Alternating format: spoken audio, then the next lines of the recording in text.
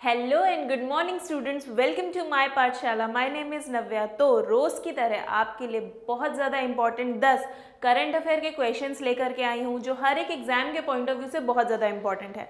आप किसी भी एग्जाम की प्रिपरेशन कर रहे हो, ये 10 के 10 क्वेश्चंस आपके काम में आएंगे ही आएंगे। तो रोज़ सुबह 7 बजे माय पाठशाला को ट्यून इन करना मत भूलना। ये 10 क्वेश्चंस बहुत ज़्यादा इंपॉर्टेंट क्वेश्चंस मैं रोज़ लेकर के आती हूँ, और कोशिश यही करो कि वीडियो के दौरान ही आपको सारे क्वेश्चंस के आंसर्स अच्छे से याद हो जाएं।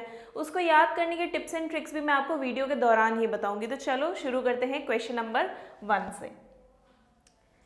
वर्ल्ड एड्स डे कब मनाया जाता है? I repeat the question. World AIDS day कब मनाया जाता है? अब आपने क्वेश्चन सुन लिया, अब करना क्या है आपको? वीडियो को करो पॉज, कमेंट सेक्शन में मुझे बताओ कि आपको क्या लगता है कि ये कब मनाया जाता है, यानी कि चारों ऑप्शंस में से करेक्ट ऑप्शन आपको कौन सा लगता है। उसके बाद में वीडियो को करो रेज्यूम और देखो कि मैं क्या आंसर बता रही हूँ। इससे क्या होगा, क्विज खेलने में आपको बहुत ज़्यादा मज़ा आएगा और वीडियो के दौरान ही आपको सारे क्वेश्चंस के आंसर्स अच्छे से याद हो जाएंगे। तो चलो आगे बढ़ते हैं और स्टार्ट करते हैं इसके आंसर से। नाउ वर्ल्ड एड्स डे कब मनाया जाता है? सो the right answer is option number A, that is December 1। 1 दिसंबर को वर्ल्ड एड्स डे मनाया जाता है।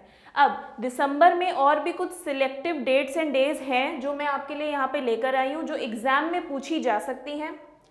आज यानी कि 2 दिसंबर को होता है नेशनल पोल्यूशन कंट्रोल डे और वर्ल्ड कंप्यूटर लिटरेसी डे। 3 दिसंबर यानी कि कल है international day of people with डिसएबिलिटीज। 4 दिसंबर को होता है इंडियन नेवी डे। 5 दिसंबर को होता है इंटरनेशनल वॉलंटियर डे और वर्ल्ड सॉइल डे। 6 दिसंबर को होता है BR अम्बेडकर डेथ एनिवर्सरी। 10 दिसंबर को होता है इंटरनेशनल एंटी करप्शन डे और 18 दिसंबर को होता है माइनॉरिटीज़ राइट्स डे। नाउ ये सारे इंपॉर्टेंट डेज एंड डेट्स आप चाहो तो नोट डाउन करके रख लो, चाहो तो स्क्रीनशॉट ले लो, लेकिन ये जो डिटेल्स मैं आपको बता दी हूँ हर क्वेश्चन के साथ में ये काम में आएंगी, इसलिए या तो नोट कर लो या स्क्रीनशॉट लेके ज़रूर रख लेना।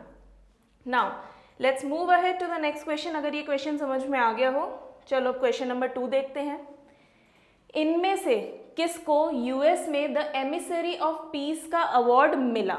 सो the right answer is option number C, that is Shri Shri Ravishankar. ये इसका करेक्ट आंसर है।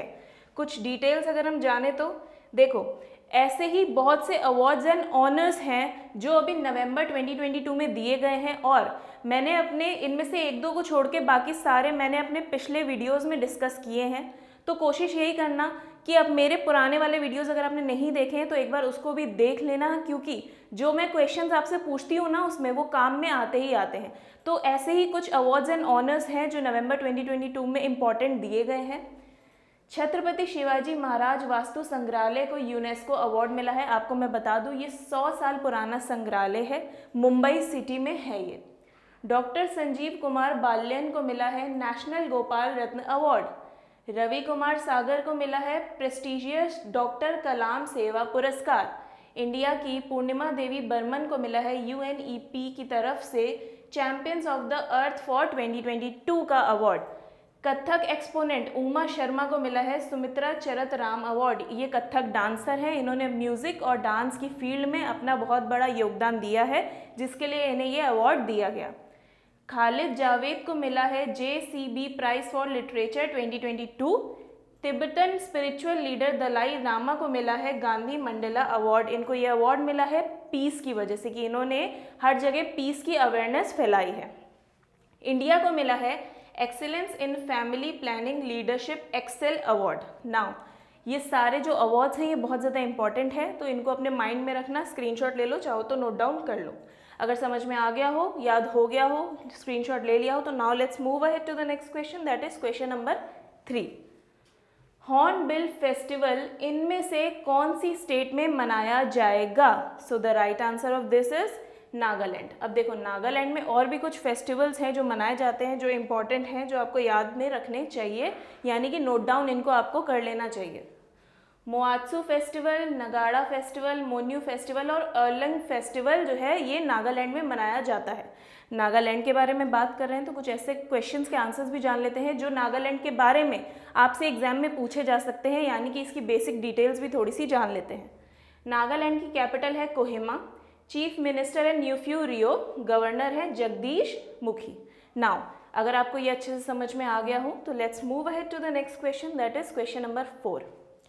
BSF रेजिंग डे परेड 2022 इनमें से कौन सी स्टेट में आयोजित होगी? So the right answer of this is Punjab.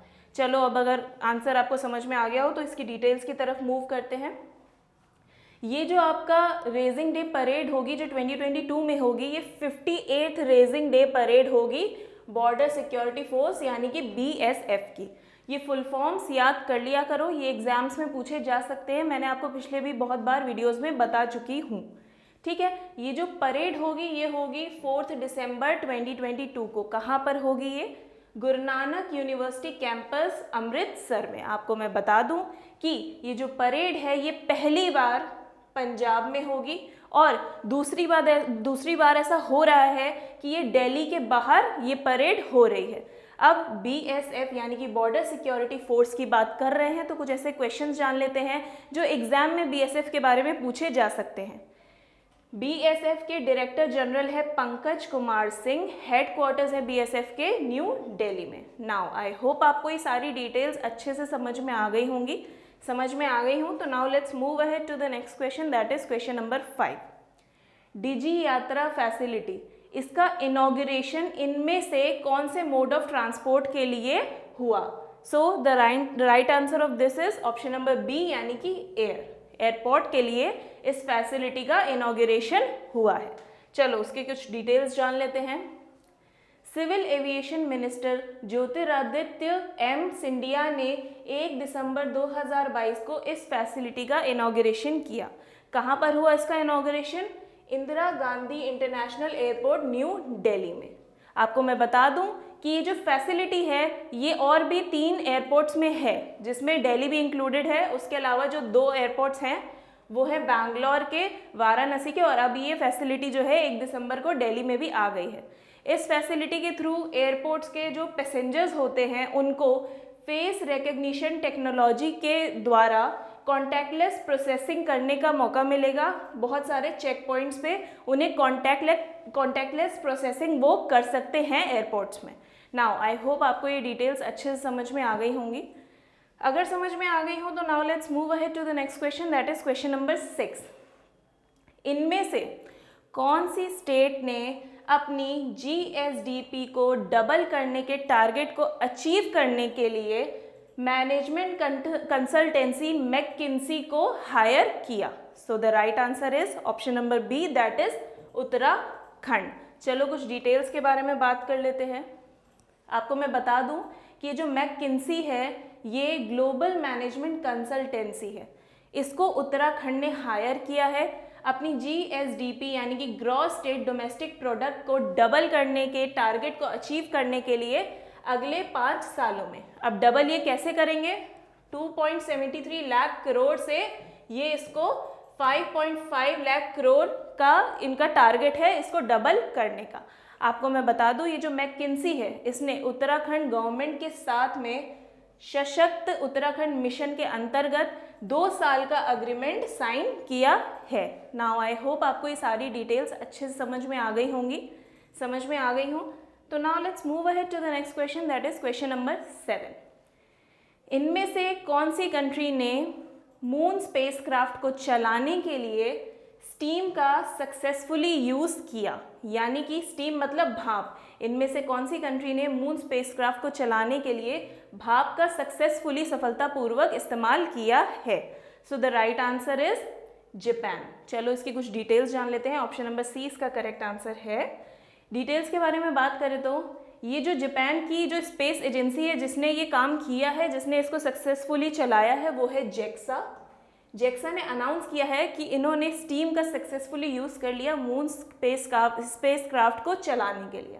अब हम जापान के बारे में बात करें तो कुछ ऐसे क्वेश्चंस के आंसर्स जान लेते हैं जो जापान के बारे में एग्जाम्स में पूछे जा सकते हैं। जापान की कैपिटल और लार्जेस्ट सिटी है टोक्यो। जापान की करेंसी है येन, जापानीज येन। एम्परर है नारुहितो और प्राइम मिनिस्टर है Fumio Kishida. Now I hope आपको ये सारी डिटेल्स अच्छे से समझ में आ गई होंगी। अगर समझ में आ गई हो तो now let's move ahead to the next question, that is question number 8। Agni warrior जो कि एक बायलेटरल डिफेंस एक्सरसाइज है, ये इंडिया और कौन सी कंट्री के बीच में आयोजित की गई? So the right answer of this is option number C, that is Singapore. चलो कुछ डिटेल्स जान लेते हैं इसके बारे में। ये जो अग्नि वॉरियर जो इस बार होगी इंडियन आर्मी और सिंगापुर के बीच में, ये इसका 12th एडिशन होगा। किसका?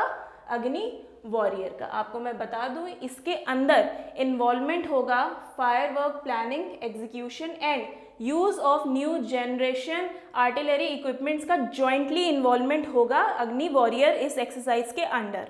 आपको मैं बता दूं कि इसके फाइनल फेज में, इस एक्सरसाइज के फाइनल फेज में आर्टिलरी गन्स और हाउविट्जर्स का भी पार्टिसिपेशन होगा। नाउ आई होप आपको ये सारी डिटेल्स अच्छे से समझ में आ गई हैं। अगर समझ में आ गई हो तो now let's move ahead to the next question, that is question number 9, यानी कि सेकेंड लास्ट क्वेश्चन। इंडिया ने इंटरनेशनल मैरीटाइम ऑर्गेनाइजेशन की स्ट्रैटेजिक प्लान में डिजिटाइजेशन को इंक्लूड करने के लिए कौन सी कंट्री की प्रपोजल को सपोर्ट किया? So the right answer is UAE, यानी कि ऑप्शन नंबर सी इसका करेक्ट आंसर है। नाउ इसकी कुछ डिटेल्स के बारे में अगर हम बात करें तो इसका अनाउंसमेंट किया था ministry of ports, shipping and waterways ने।